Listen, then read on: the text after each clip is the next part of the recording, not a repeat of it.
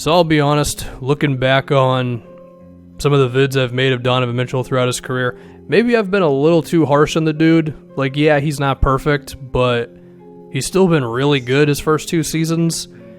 And the Jazz have been a good team, and they've needed him because the offense around him wasn't very good, right? Now, I still think people forget about how impactful Gobert really is for this team, but, no doubt about it. If there's no Donovan Mitchell, this team's probably like the worst offensive team in the NBA the past 2 years. And that's very impressive for a guy who is 22, going to be 23 at some point this season, right? And now we have to assume with Conley and Bogdanovich and the fact that Mitchell's just a year older that he's going to have a pretty wild third year, right? The first thing I wanted to look at was his shots last season and how many dribbles would he typically have to make before attempting his shots, right? He attempted about 6 shots a game from between 3 to 6 dribbles, and he attempted another 6 when he had to dribble 7 times before actually attempting a shot, right?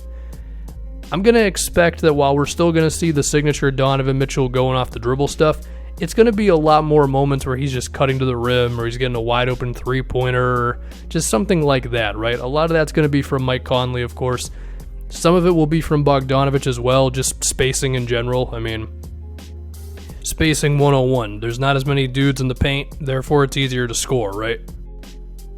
I mean, if you look at Giannis, of course Giannis is better than Donovan Mitchell, but Milwaukee getting actual spacing was amazing for him, right? He also just got better as a player.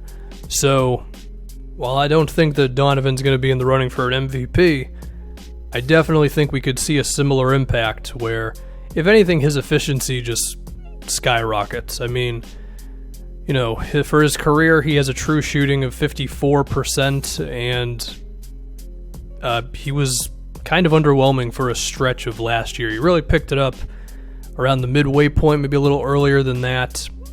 And I think a lot of that was, again, because the Jazz roster was just kind of dumb with the amount of people that you could leave open. Now, even so, Donovan still, he got better at the reading defense stuff and not always pulling up from, let's say, floater range and then missing teammates when they're open, that sort of stuff. He still needs to get better at that, but he did get better at it a bit in that, the second half of the season. Now, I think we saw it come back a bit when he faced Houston in round 1. Houston, a really versatile defense, but also the type of defense that's really going to kill you if you don't have guys that they have to stay glued on. And now, just between Bogdanovich and Conley, you have to assume it's not going to be a thing anymore.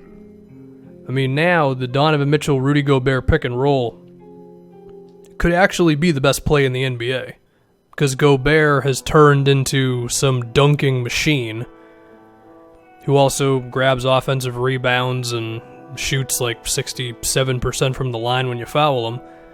And he does shoot quite a few free throws. And then if Mitchell is just going to, we hope that he can just improve a little bit on the pull-ups and all that and just navigating around screens, and whether it's putting the defender in jail or something else, that there's just not going to be many ways to defend that. I mean, you certainly can't switch on Donovan Mitchell, of course. And so now, take that and just put it with the spacing that they now have. It's going to be really cool. The Jazz are not going to have to just be like, Donovan, can you please bail us out with 7 seconds left? Because that's, I think, another reason why the efficiency for him has not been very good in his career.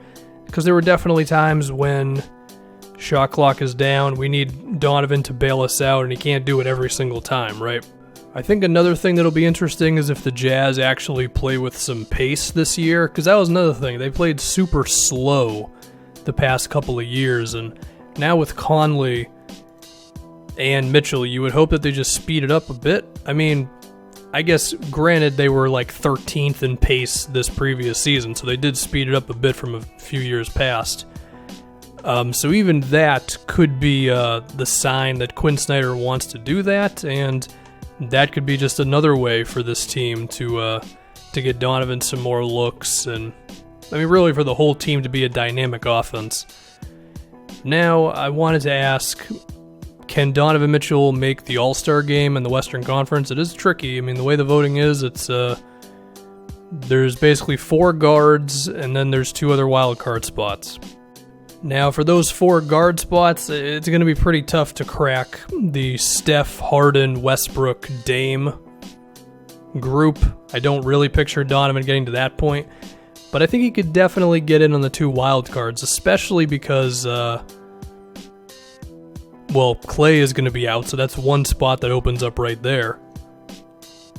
And yeah, there are definitely other guys who are going to be making cases for it, but I think if you ask me right now, I think yes, Donovan Mitchell will make the All-Star team in the Western Conference this season. I think it makes all the sense in the world, right? 3rd year, he's gotten a little better every season, even if there's been some rough patches along the way. The team just got a lot better, roster makes a lot more sense now. The only thing I can picture as to why it wouldn't happen, besides just someone else having a monster year, is if Donovan Mitchell really isn't that good of a playmaker at all and is really kind of bad at reading defenses, but I don't believe that. I just think it was a combination of, him not being as good at that as you would like to have him in his 2nd season, on top of, again, spacing and all that. So, consider me pretty optimistic about Donovan Mitchell's upcoming season, and I feel like he learned a lot from that Rockets series. Not that I have any proof of that, or really any evidence of it, but just with how focused Donovan seems to be on basketball, I do feel like he's going to take that series to heart. And I'm also really interested to see if he becomes the leader on Team USA, because looking at the roster right now, it's kind of him and Kemba for the dudes who can create their own offense. I mean, Tatum is there and whoever else, but I wouldn't be surprised if it really came down to Kemba and Mitchell having to create. And I will say now, I am going to do some vids on the Team USA stuff for the World Cup. It's just the roster isn't actually finalized yet, so it's a little difficult. But I think that'll be good for him too. I don't really subscribe to the idea that going to the World Cup or the Olympics or whatever stunts your progress. I mean, I feel like it would help your progress, you're playing in high stakes basketball around other guys who are really good, and you're being coached by Greg Popovich. I just don't see how that doesn't help you as a player. It'll mean that he also comes into this NBA season in great shape. Not that Mitchell's conditioning was ever a question, but he might be 4% more in shape to start the year, so I would say sky's the limit for Donovan Mitchell in his 3rd season.